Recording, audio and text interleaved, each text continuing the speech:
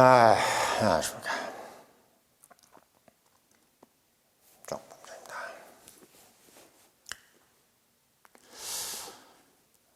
가상 시나리오 하나를 더 이야기해보고 싶습니다.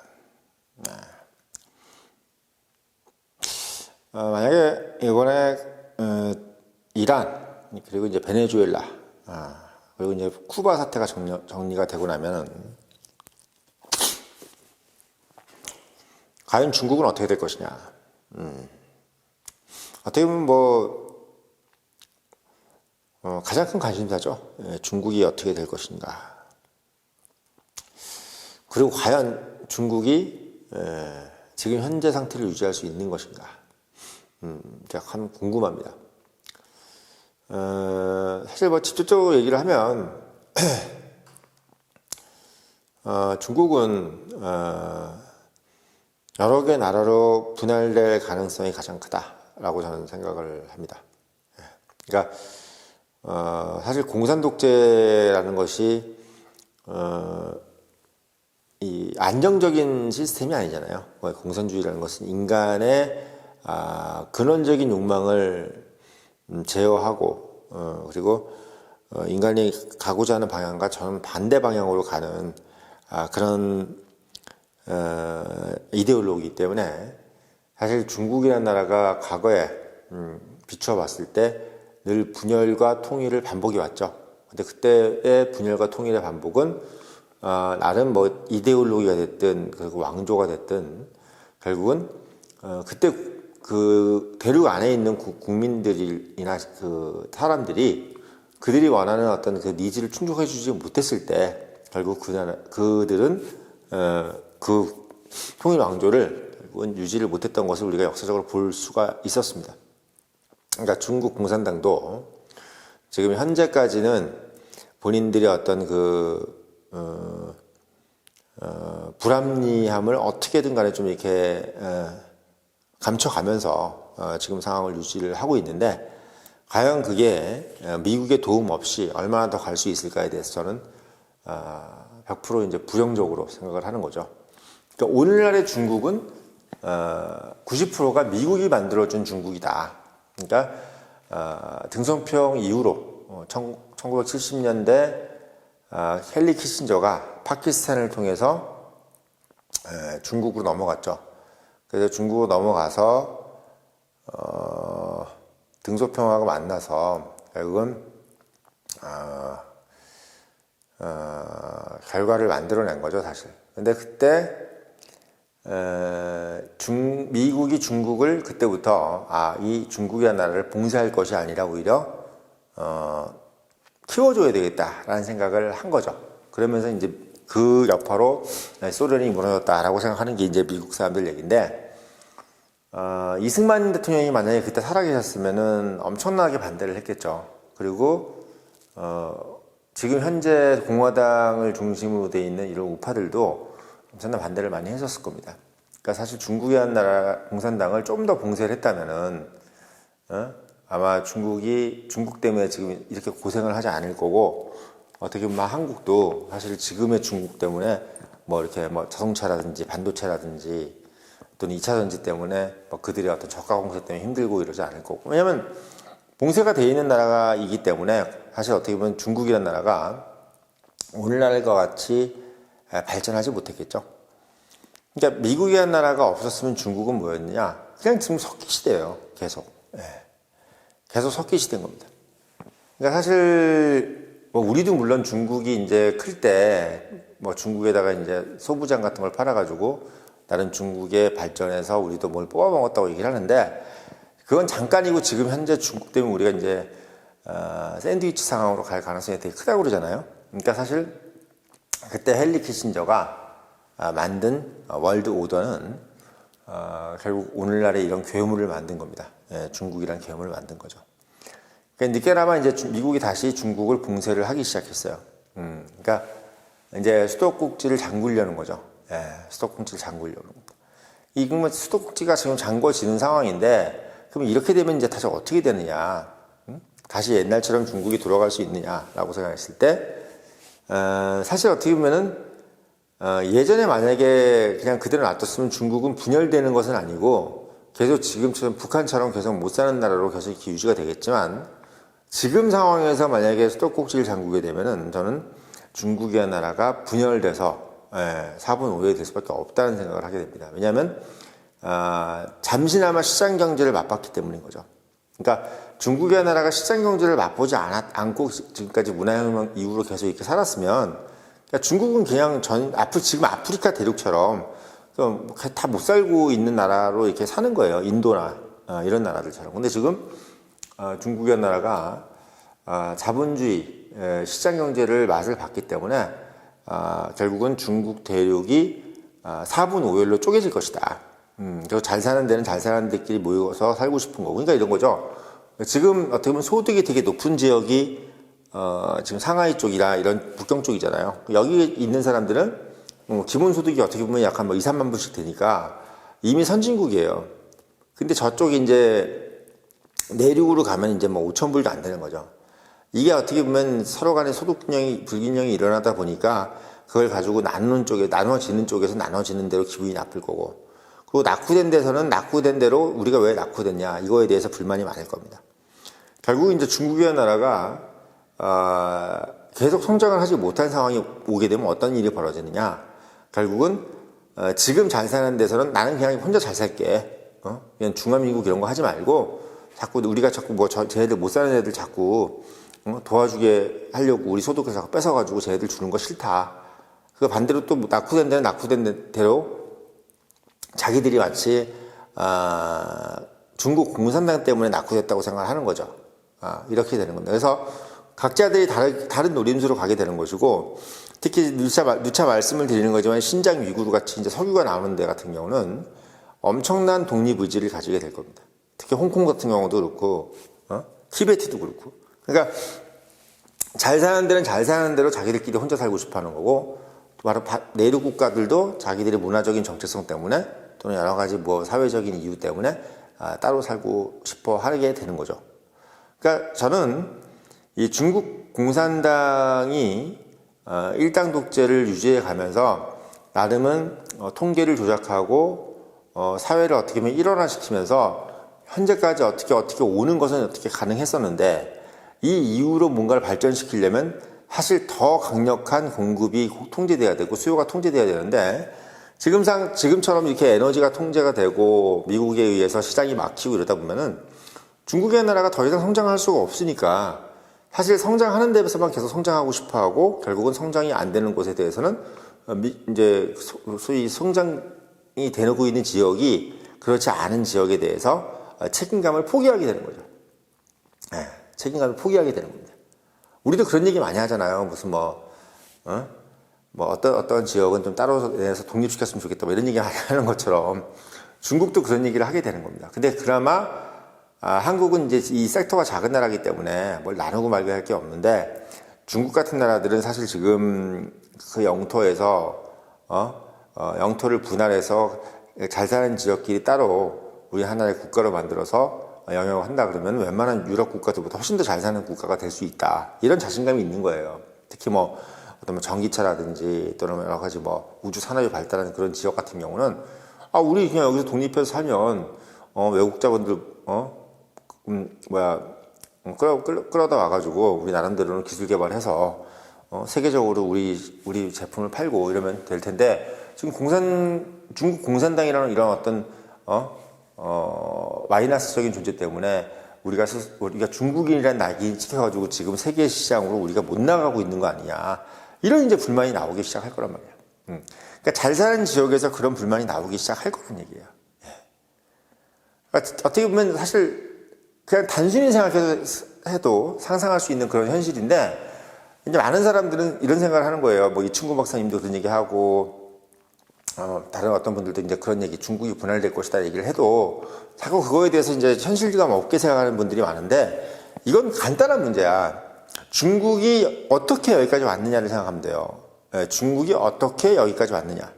중국이 어떻게 여기까지 왔느냐를 알면 중국이 앞으로 어떻게 갈 거라는 것도 금방 예측이 가능한 겁니다.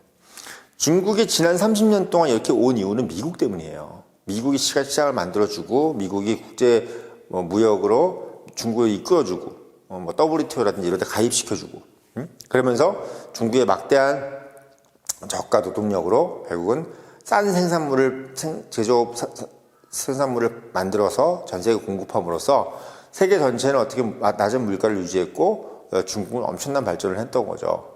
그러니까 어쨌든 뭐 그때 당시에는 미국도 껌 먹고 알 먹고 아니냐 이렇게 하면서 결국 중국도 민주주의 체제로 돌아서면은 결국은 세계 일반 국가로 그 정상 국가로 편입이 될 거 아니겠느냐, 공산주의 무너질 것이다 이렇게 생각을 했는데 아닌 게 아닌 게 아니라 지금 공산주의가 무너지지 않았기 때문에 오히려 이들이 더 이제 살려고 미국의 패권을 도전하는 상황까지 왔기 때문에 미국은 결국은 다시 역봉쇄, 옛날처럼 다시 봉쇄로 들어가는 겁니다. 그러니까 이승만 대통령이 봉쇄를 하자고 했던 그 시절로 다시 돌아가는 거예요. 그래서 중국이라는 나라는 이제는 성장이 이제 불가능한 거죠.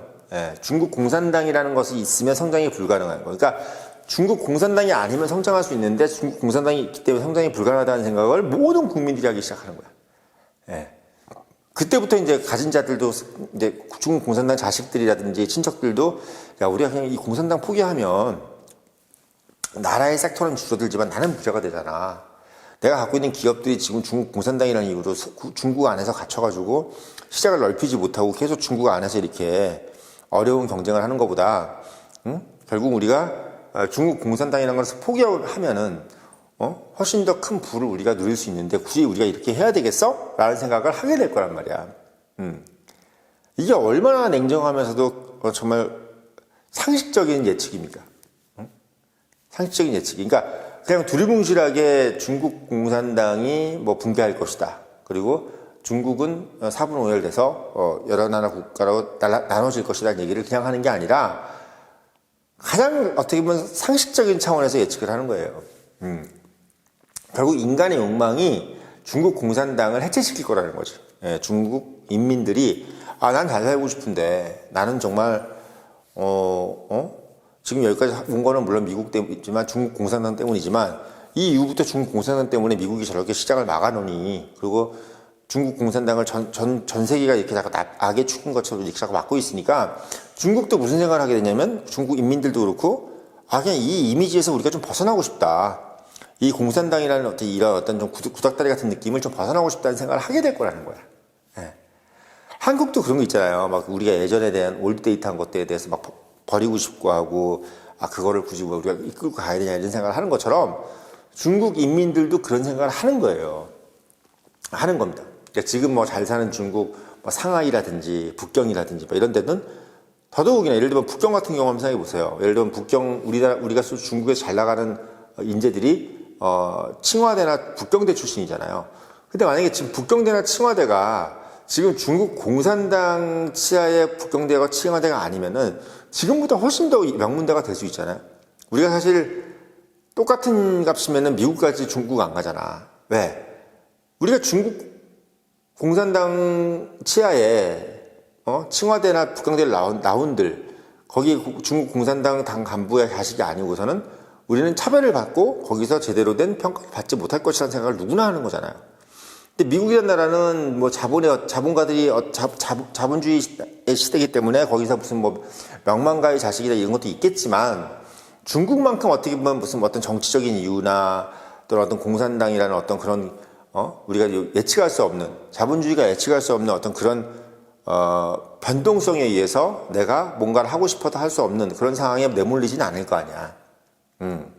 그렇진 않을 거 아니에요. 그러니까 미국에서 우리가 하버드를 나왔을 때 내가 대접을 받을 수 있는 거하고 중국에 가서 내가 북경대를 가서 또는 칭화대를 가서 거기서 나와서 그 나라에서 사는 거에 어떤 불편함을 따지면 중국이 훨씬 클 거라는 거지.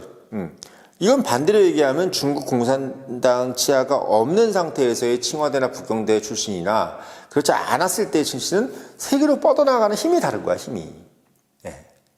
그러니까 이거는 단순히 한국인 입장에서 중국을 바라보는 게 아니라 중국인이라도 우리가 중국 공산당 체제로 중국이라는 나라를 이끌어가는 것보다 중국 공산당이 없는 상태에서 중국이라는 나라의 하나의 어떤 국가로 내가 사는 것이 더 낫지 않겠느냐. 왜?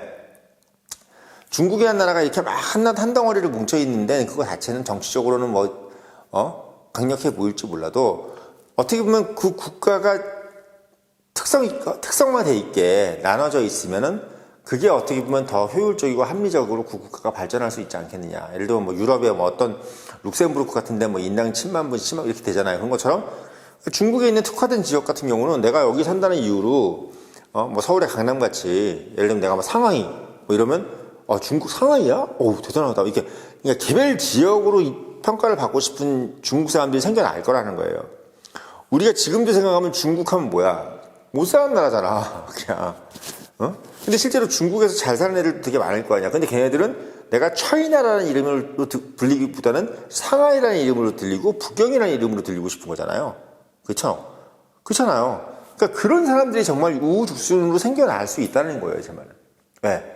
누가 나를 네이밍을 할 때 나를 그냥 못 사는 중국으로 네이밍하는 것보다 잘 사는 상하이로 네이밍을 하는 걸 더 바라기 때문인 거죠. 예. 인간은 다 똑같잖아. 우리도 뭐 강남에 산다 이런 얘기 듣고 싶어 하는 것처럼 똑같은 거잖아요.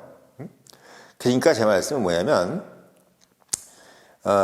지금 이제 중국이 중국 공산당을 주도해서 계속 이렇게 성장해 왔던 것이 앞으로 계속 가능하고 전 세계가 그거에 대해서 호응을 하고, 긍정적으로 생각한다면야, 지금처럼 계속 어떻게 발전을 이루어갈 수 있겠는데, 그런 상황이 아니고, 미국도 그걸 방해하고 전 세계 국민들도 중국이 그러길 원치 않고 중국 공산당 치하라는 어떤 그런 중국이 더 이상은 뭔가 세련돼 보이거나 뭔가 나아 보이고 좋아 보이지 않는다면 중국 안에서 중국 공산당 치하에 있는 국민들 자체도 야 이제는 여기까지다. 우리도 여기서 더 이상 중국 공산당 뺏어 달고 다니면서 중국 공산당 당원이라는 개념으로 살고 싶지 않다. 지금 그래서 중국 공산당 당원들이 점점점 탈퇴를 많이 한대요. 옛날에는 중국 공산당 당원이 성공의 그냥 바로미터였다면 지금은 그 자체가 성공을 가져다 주는 것이 아니라 뭔가 후퇴라는 느낌을 주는 아주 그런 어떤 이미지라는 거지. 그러니까 예전에는 성장을 주도했던 것이 중국 공산당 이미지였다면 지금은 중국의 성장을 방해하는 그런 엠블럼이라는 것이 제 예측인 겁니다. 그러니까 사실 어떻게 보면 단순히 무슨 대만이 들어가가지고, 국민당이 들어가서 선거를 통해서 공산당을 이기고, 이런 개념이 아니더라도, 중국 안에 있는 그 부유한 인민들이, 나는 이제 더 이상 중국이 이루고 하는 것보다는 뭔가 다른 나라의 개념으로 하고 싶다. 그러니까 중국이라는 나라가 계속 만약에 인당 상승성, 인당 소득을 10,000불로 계속 딱 유지하면서 더 이상 성장이 안 되면 그렇게 돼요. 그러니까 계속 못 사는 나라가 돼버리면 중국에서 잘 사는 사람들이, 나 중국인으로 살기 싫어. 이 날이 온단 말이에요. 그러니까 지금 미국이 원하는 게 바로 그 상황이야. 중국을 계속 성장을 늦춰가지고 중국인으로서 살고 싶지 않은 사람들을 자꾸 많이 만들어내는 거. 이게 바로 중국을 지금 고산시키는 전략이 가장 핵심적인 전략이다. 이런 얘기를 해주는 채널이 있나요? 중국이 분열될 거란 예측을 이런 식으로, 이런 관점에서 이야기해 주는 사람이 있나요? 없죠. 그런 면에서 제가 청년의 힘이 탁월하다고 말씀을 드리는 거예요. 중국이 사부노열되는 가장 큰 이유는 외부의 침입이라든지 이런 것 때문에 그런 게 아니에요. 중국이 성장을 못함으로써 중국인이 되기 싫어하는, 그러니까 허접한 중국이라는 국가의 레벨로 내가 같이 그룹핑이 되기 싫어하는 많은 잘난 중국인 때문에 그렇게 되는 거야. 그걸 알아야지 중국이 왜 분열되는지, 중국 공산당이 왜 해체될 수밖에 없는지에 대해서 이해가 되는 겁니다. 어떻게 보면 오늘 되게 중요한 얘기를 하고 있어요. 오늘 근래 한 몇 년 동안 중에서 제일 중요한 얘기를 오늘 제가 하는 걸지도 몰라요. 그래서 성장이 멈춰지면 중국은 반드시 분열될 수밖에 없고 해체될 수밖에 없다. 이 말씀 드리려고 오늘 영상 올렸고, 늘 말씀드리지만 이런 인사이트를 가지려면 본부장이 원한다. 꼭 사서 읽어보시고 청년님 유료 구독 당부드리면서 영상 마치겠습니다.